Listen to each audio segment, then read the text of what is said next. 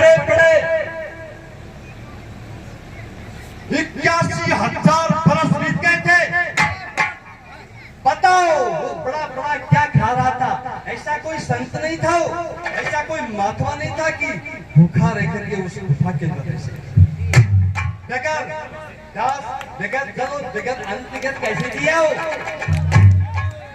सदनों, हनुमान जी देवता कब हुए?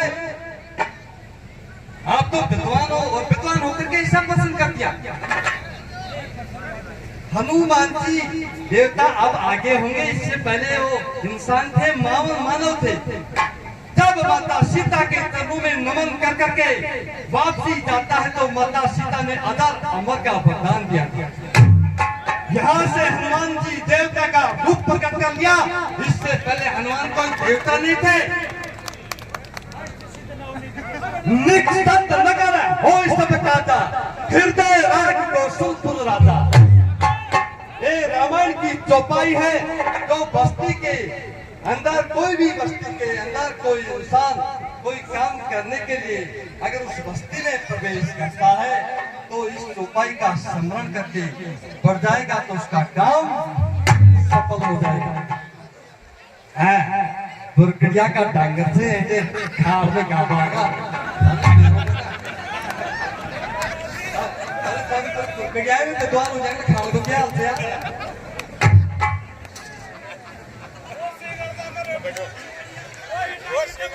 मैं आपसे पहले से भी इस बात को जान रहा था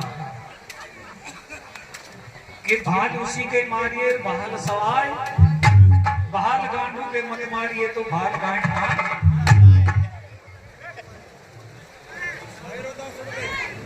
मान सम्मान तेरा इतना है कि तू पुराना कलाकार है, लेकिन जहीं तक मैं तेरे को समझा था और जहीं तक मैं तेरे से पूछना चाहता था वो तेरे पास में नहीं है।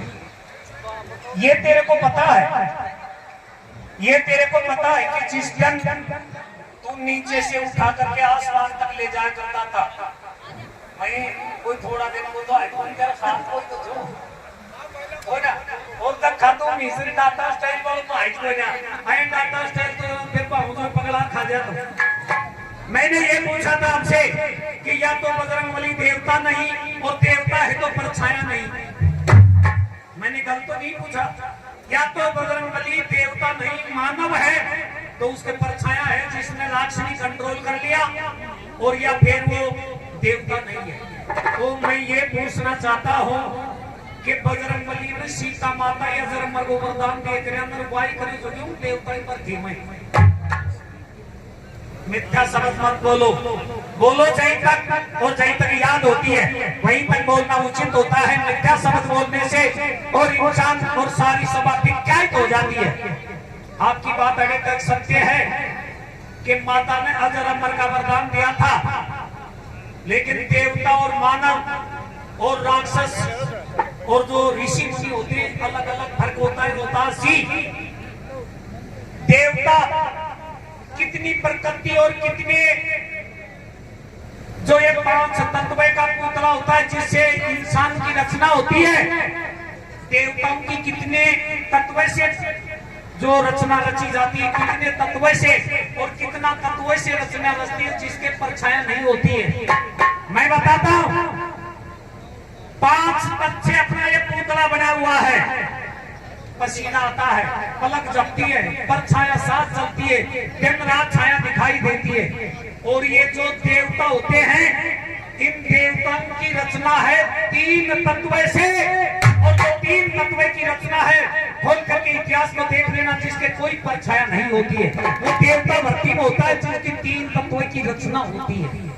इसीलिए बजरंगबली ने ये मत कहो कि बजरंगबली की परछाया को पकड़ करके खींचा था, वो पहाड़ के मान शरीर बना करके बजरंगबली शेर जाकर के उसे टकराया था।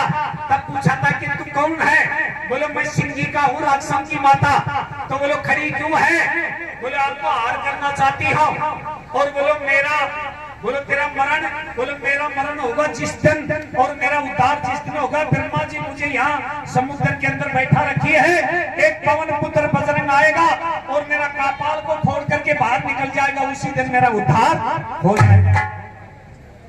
अच्छा एक बात बताओ था, गोपीचंद बत्री मानवसा देवता था, ये तो धार्मिक इतिहास है, पागल मत बनाओ।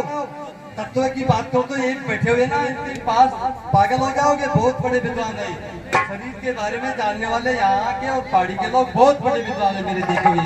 एक अलग भी कोई लड़े गाने वाला पकड़ नहीं सकता है इनकी।